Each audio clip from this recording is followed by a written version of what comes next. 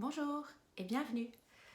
Aujourd'hui, on va parler du confinement et je vais m'adresser plus particulièrement à ceux qui souffrent de la perte du lien social et à ceux qui sont tombés dans des conduites un peu addictives du style Netflix ou les jeux vidéo ou les réseaux sociaux ou encore la suralimentation.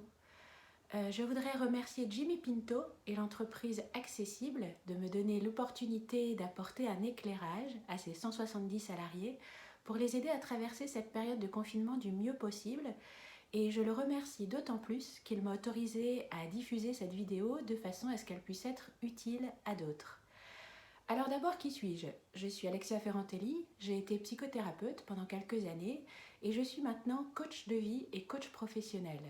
Je suis aussi podcasteuse, j'ai créé le podcast L'Audace d'être moi, qui est un podcast de développement personnel, et je co-anime avec mon frère Cédric Watine le podcast Outils du manager, qui est le podcast sur le management le plus écouté en France.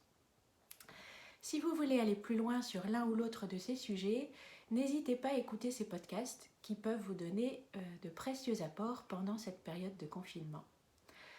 Vous m'avez envoyé des questions en lien avec ce que vous vivez. Ces questions renvoient à des problématiques très différentes.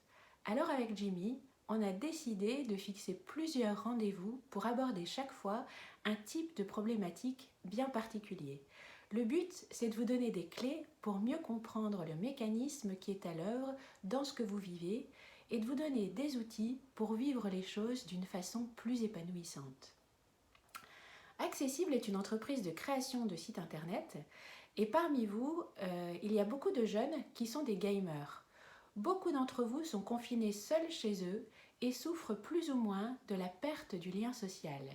Et pour certains, vous avez pour le moment vécu ce confinement en passant l'essentiel de vos journées à jouer aux jeux vidéo ou à regarder Netflix, à manger et à dormir. Mais après 3 semaines à ce régime, certains d'entre vous m'ont dit qu'ils ressentaient quelque chose d'assez désagréable, que ça ne les épanouissait pas beaucoup. Alors on va d'abord parler d'addiction et ensuite on parlera de la solitude, de la perte du lien social. Donc peut-être que tu fais partie de ceux qui depuis le début du confinement a passé ses journées à jouer aux jeux vidéo. Alors c'est sûr, jouer aux jeux vidéo, c'est une source de plaisir formidable en période de confinement. D'autant plus que la plupart du temps, tu joues sans doute en ligne avec des copains et ça crée un lien social autour d'une activité ludique. Donc, il ne s'agit pas du tout de dire que les jeux vidéo sont à bannir. Je le pense d'autant moins que mes 2 fils aînés sont concepteurs de jeux vidéo, ils sont game designers. Bien sûr, là où ça pose problème, c'est quand cette activité devient une addiction et qu'elle envahit tout le temps de vie. Sur le moment, jouer aux jeux vidéo te procure un plaisir immédiat, mais en sourdine, tu sens avec le temps que ça ne t'épanouit pas vraiment. Il y a une insatisfaction latente, un mal-être plus ou moins conscient qui se fait sentir de plus en plus. Et tu commences peut-être à te dire « Ok, c'est ça que j'ai fait pendant ces 3-4 premières semaines de confinement, mais est-ce que c'est vraiment à ça que j'ai envie de consacrer tout mon temps pendant les semaines de confinement qui me restent à vivre ?» Est-ce que je vais sortir en forme du confinement si je continue comme ça?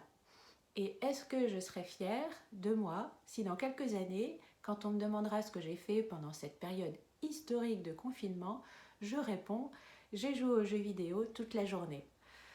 Alors si tu fais ce constat, il ne s'agit pas d'être hyper critique avec toi-même. Ça ne sert à rien. Comment est-ce que tu sais que tu aurais dû vivre les choses comme tu les as vécues jusqu'à présent? Parce que c'est comme ça que tu les as vécues. Ça ne sert à rien de discuter avec la réalité. Tu ne peux pas changer le passé, mais tu peux, à chaque instant, décider de faire de ton mieux. Et c'est ce que tu peux décider maintenant. En fait, habituellement, les circonstances extérieures de ta vie structurent tes journées et t'amènent tout naturellement à faire autre chose que jouer. Mais là, tu te retrouves face à toi-même, face au temps qui n'est structuré par rien d'extérieur à toi-même. Je vais d'abord te parler du fonctionnement de notre cerveau pour que tu comprennes mieux ce qui est à l'œuvre dans cette compulsion à jouer. Et après, je vais te donner 3 outils pour t'aider à t'en sortir. Alors ce qui se passe, c'est que depuis que l'homme est homme, notre environnement a bien changé. Mais notre cerveau archaïque, lui, est toujours le même. Et si on n'utilise pas notre néocortex pour gérer notre cerveau plus archaïque, dans notre environnement actuel, ça risque de poser des problèmes. Notre cerveau primitif est conçu pour 3 choses. Rechercher le plaisir, préserver notre énergie et éviter la douleur. C'est ce qui a permis à l'espèce humaine de survivre au départ. Les premiers hommes devaient être motivés pour rechercher le plaisir, éviter la douleur et préserver leur énergie pour survivre dans la journée. Ça nous a été super utile. Le fait de chercher le plaisir nous a amenés à communiquer avec les autres, à avoir des relations sexuelles, à obtenir de la nourriture et de l'eau, à rechercher le réconfort de la chaleur et la chaleur nécessaire pour prendre soin de nous-mêmes. Préserver notre énergie nous a permis de ne pas dilapider notre énergie vitale quand on était en mode survie. Et éviter la douleur nous a mis à l'abri des choses qui auraient pu nous tuer. C'est tout ça qui nous a amenés jusqu'ici. Mais dans le contexte actuel, cette triade motivationnelle primitive risque de te desservir. Chercher du plaisir sans discernement, actuellement, ça peut vraiment nous amener à nous perdre parce qu'on a tellement de faux plaisirs à notre disposition. De la même façon, conserver notre énergie vitale, à l'époque, c'était utile pour l'utiliser à garantir notre survie. Mais maintenant, est-ce que cette tendance ne nous fait pas parfois basculer dans l'inaction et la paresse? Et enfin, éviter la douleur, à l'époque de Cro-Magnon, qu'est-ce que c'était? Les êtres humains vulnérables avaient peur pour leur vie, ils n'avaient pas de vêtements, pas de confort, pas de nourriture facilement accessible. Donc éviter la douleur, ça servait à éviter de mourir de froid, de faim ou de soif, ou d'être tué par un prédateur. Mais éviter la douleur maintenant, ça peut vouloir tout simplement signifier « Oh, je risque d'être un peu mal à l'aise là, je ferais mieux d'éviter ». En fait, il s'agit juste d'éviter une émotion désagréable à ressentir. Notre cerveau primitif a très peur de ressentir des émotions négatives. Il fait tout pour éviter les pensées qui font mal, pour ne pas ressentir de douleur, parce qu'il veut éviter la douleur pour survivre. Il interprète la douleur comme un risque vital dont il faut s'écarter au plus vite, comme on écarte la main du feu. Ce qu'il ne comprend pas, c'est que grâce à notre cerveau préfrontal, on a créé le langage. Et alors est apparue une nouvelle forme de souffrance qui n'avait jamais existé auparavant. Une souffrance liée aux histoires que nous nous racontons, aux jugements, aux pensées que nous avons sur nous-mêmes, les autres et le monde. En fait, le cerveau préfrontal crée des douleurs qui n'existaient pas avant, qui ne sont pas liées à la réalité, mais aux pensées que nous avons au sujet de la réalité. On se raconte des histoires qui nous font souffrir, qui ne sont pas liées à des dangers réels. On crée des jugements, des soucis, des doutes, des croyances limitantes. On se crée des peurs qui ne sont pas liées à un danger pour notre survie, comme la peur du vide ou la peur de se retrouver seul avec soi-même ou de ne pas être à la hauteur. Et le cerveau primitif croit toujours que cette souffrance va nous faire mourir. Et il trouve des solutions pour avoir du plaisir tout de suite au lieu de souffrir, en jouant aux jeux vidéo, en mangeant, en buvant, en tombant dans la suractivité par exemple. Mais ensuite, tout un tas de pensées nous arrivent qui jugent négativement notre comportement. On se reproche de n'avoir aucune volonté, on se sent nul, et pour ne plus sentir les émotions négatives suscitées par ces pensées, on joue à nouveau, et c'est un cycle infernal. La solution à ces souffrances causées par ton cerveau préfrontal n'est pas dans le cerveau primitif qui dit « évitons la douleur, allons jouer, allons chercher du plaisir tout de suite » et qui saute sur toutes les addictions. Ces souffrances sont créées par ton cerveau préfrontal et c'est ton cerveau préfrontal qui peut trouver la solution. On doit créer des outils qui résolvent ce problème. Alors comment utiliser notre cerveau préfrontal pour gérer notre cerveau primitif ? Il y a 3 outils que je veux te proposer aujourd'hui.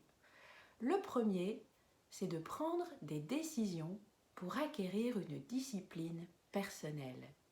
Ton cerveau préfrontal est capable de prendre des décisions sur ce qui est bon pour toi à long terme et pas juste pour l'instant.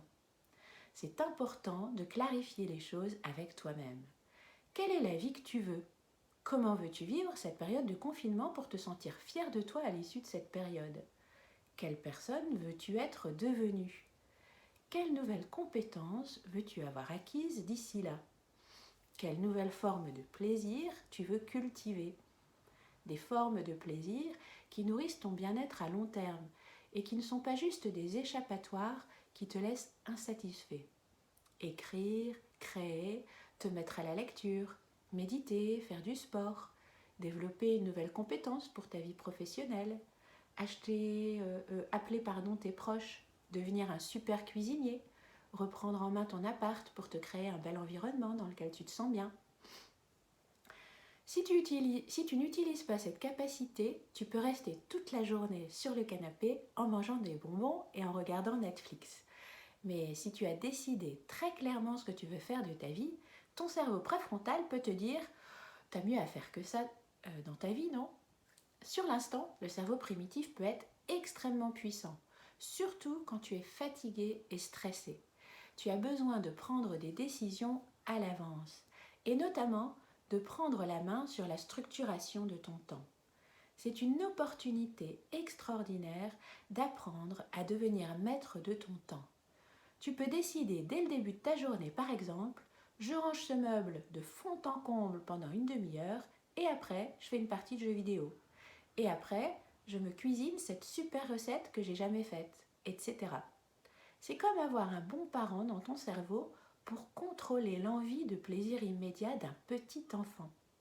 Un parent qui te limite, non pas à partir d'un sentiment de haine de toi, sinon ton enfant rebelle va se révolter, un parent qui te limite avec amour, parce qu'il veut le meilleur pour toi et qu'il a confiance en toi. C'est pour ça que prendre des décisions et se créer une discipline, des habitudes sur ce que tu vas faire systématiquement à certains moments de ta journée est si aidant. Tu prends une décision consciente une bonne fois pour mettre en place des habitudes qui correspondent à ce que tu veux obtenir dans ta vie. Faire 30 minutes de sport chaque matin, te coucher à 23h, etc., etc. Et ensuite, tu appliques tes décisions. Au bout d'un moment, ce sera devenu une habitude automatique. Tu auras beaucoup moins besoin de faire appel à ta volonté pour résister aux appels du plaisir immédiat. Comme un petit enfant, ton cerveau primitif aura été orienté. Paradoxalement, on a besoin de discipline pour être libre. J'aime le Koan Zen qui dit « Recherchez la liberté et vous deviendrez esclave de vos désirs. Recherchez la discipline et vous trouverez la liberté. » Le deuxième outil, c'est de développer ta capacité à gérer tes émotions. Il s'agit de développer ta capacité à éprouver des émotions négatives et à ne pas y réagir.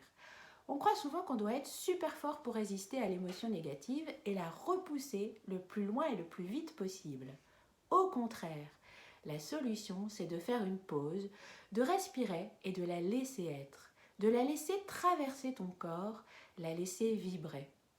Si tu essaies de résister pour ne pas céder, ça ne fonctionne pas bien. C'est comme si tu essayais de repousser un ballon dans l'eau. Tu le tiens enfoncé, tu résistes à la pression, tu résistes, mais à un moment de faiblesse ou de distraction, le ballon va surgir de l'eau et sauter en l'air. Si tu résistes à une envie, c'est ce qui va se passer. Tu résistes à ton envie de manger du chocolat, une fois, deux fois, et puis le soir, où tu es un peu plus fatigué, tu manges la plaque complète. Il vaut mieux que tu aies programmé à l'avance que tu mangerais un carré de chocolat après ton café et que tu en décuples la satisfaction en le mangeant en pleine conscience. Et quand ton envie impérieuse se présente, si elle ne correspond pas au choix que tu as fait pour toi-même, tu laisses ton envie être là. Tu te laisses ressentir l'inconfort, tu laisses cette sensation vibrer dans ton corps. Tu laisses tes pensées venir et te dire que tu devrais manger, que c'est pas grave, que ça va te faire du bien, que tu l'as bien mérité, etc. Tu laisses ces réactions enfantines s'exprimer fortement en toi et tu n'y réagis pas. C'est toute la différence entre résister et laisser être. L'envie impérieuse est comme un jeune enfant dans un magasin qui veut ce gros camion rouge. Tu ne vas pas l'empêcher de dire qu'il veut ce gros camion rouge. Tu vas rester avec lui, avec bienveillance, avec compassion, mais sans lui céder. Tu le laisses s'exprimer, râler, et tu dis juste non. Tu le laisses s'exprimer jusqu'à ce que sa frustration passe. C'est ça, autoriser une envie impérieuse. Ne pas y résister, ne pas y céder, être juste présent avec ça.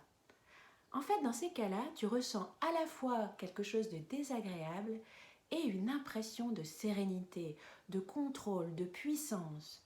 Ton cerveau préfrontal a le pouvoir de s'observer lui-même. Il peut t'observer en train d'avoir une envie impérieuse. Tu restes juste présent avec et tu t'observes avec curiosité. Ça te permet de te libérer de la panique d'avoir une envie et de ne pas savoir comment la gérer. Donc, premièrement, tu prends des décisions à l'avance. Tu décides ce que tu veux pour ta vie et tu décides à l'avance une ligne de conduite que tu choisis d'adopter.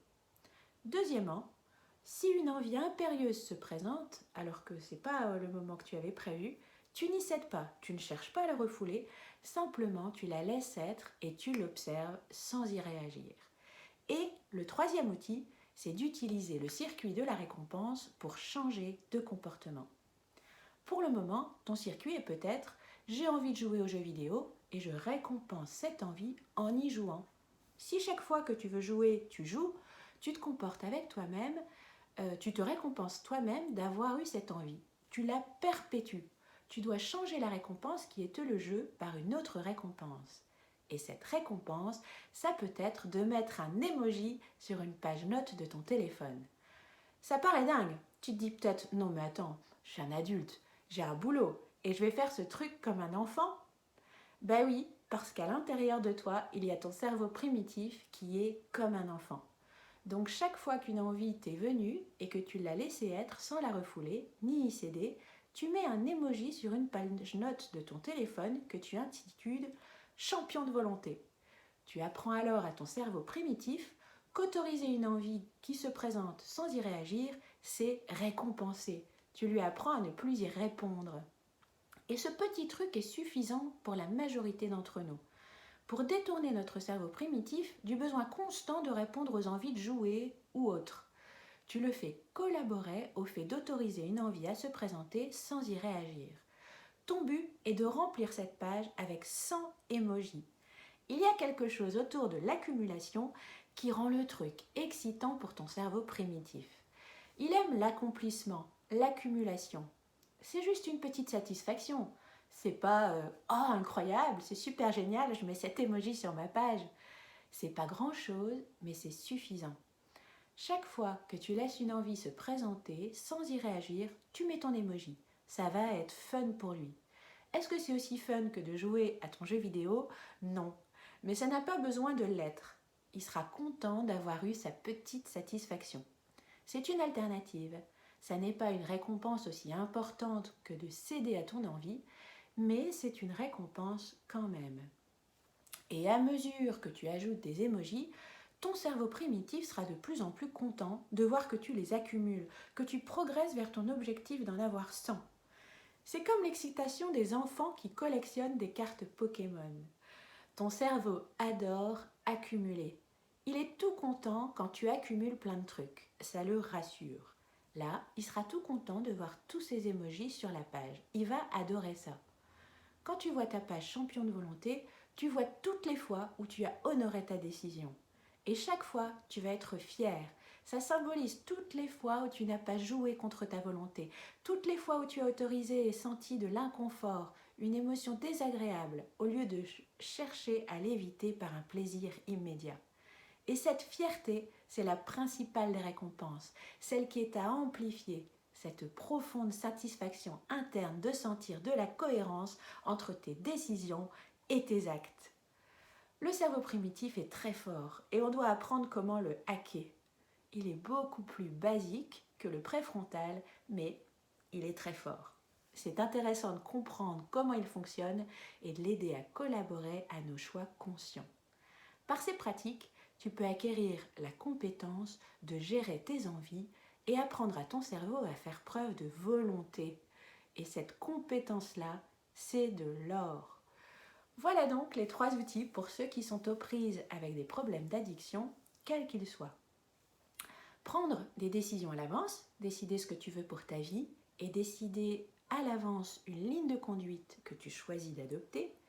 Deuxièmement, quand l'envie irrépressible se présente, tu n'y cèdes pas, tu ne cherches pas à la refouler, simplement tu la laisses être et tu l'observes sans y réagir. Et troisièmement, tu changes ton circuit de la récompense pour changer de comportement en mettant un emoji sur ta page champion de volonté chaque fois que tu laisses une envie te traverser sans y résister. Et ton objectif est de remplir ta page de 100 emojis. Le deuxième thème qu'on va aborder aujourd'hui, c'est le thème de la solitude. On n'est pas égaux par rapport à la solitude. Pour certains, la solitude est une véritable douleur. Si tu es complètement seul avec toi-même et que tu le vis mal, c'est essentiel de t'ancrer dans ton quotidien, dans la réalité, de revenir au concret, de vivre l'instant présent. C'est-à-dire, quand tu fais quelque chose, que tu te laves, que tu t'habilles, que tu fais la vaisselle, il s'agit de vraiment porter ton attention sur tes sensations corporelles, sur tous tes sens, te focaliser sur ce que tu vois, ce que tu sens, ce que tu entends, pour lâcher le mental et t'ancrer dans la réalité. C'est le moment de réapprendre à apprécier les choses simples de la vie, loin des mails et de l'agitation. Tu peux développer le plaisir de te cuisiner des bons petits plats et de bien manger. Tu peux te réapproprier ton lieu de vie, le réinventer, le réenchanter pour t'y sentir vraiment bien. C'est important aussi de préserver ton sommeil, de faire du sport, écouter de la musique, danser, chanter, prendre soin de toi, te laver, t'habiller tous les jours pour maintenir une bonne image de toi. Sinon, trop de laisser aller, ça peut devenir morbide à la longue. Tu peux profiter de ce temps pour découvrir le rythme de vie qui te convient le mieux et adopter ce rythme de vie. Celui qui sait gérer son temps, sait gérer sa vie. C'est un des secrets de l'existence. Alors pendant cette période de confinement, cultive ta capacité à devenir maître de ton temps. Ce qui se passe dans le confinement, c'est qu'on n'a pas choisi notre solitude. C'est une solitude subie. C'est la question de la liberté qui se pose ici. Et il s'agit de faire un effort pour reconquérir ta liberté au sein de cette solitude. C'est à toi de trouver les ressources sur lesquelles t'appuyer, t'accrocher pour t'ancrer dans la réalité et ne pas te laisser sombrer. Il faut aussi faire attention de ne pas te perdre dans les médias et les réseaux sociaux. Il y a trop de fake news, de publications haineuses. Sur le moment, ça peut nous attirer, notre cerveau aime bien ça. Mais sur le long terme, ça ne nous fait pas du bien. C'est très anxiogène, ça nourrit des émotions négatives qui nous plombent complètement le moral. Si tu souffres du manque du lien social, tu peux créer de nouveaux rituels d'échange à distance. C'est toute cette nouvelle façon d'être en lien, de façon virtuelle, qui existait déjà avant, mais qui devient très importante dans cette période de confinement. Tu peux aborder les réseaux sociaux différemment, en évitant d'être dans le jugement pour être plutôt dans l'écoute, en essayant de comprendre ce que l'autre a voulu montrer de lui, en partageant ça.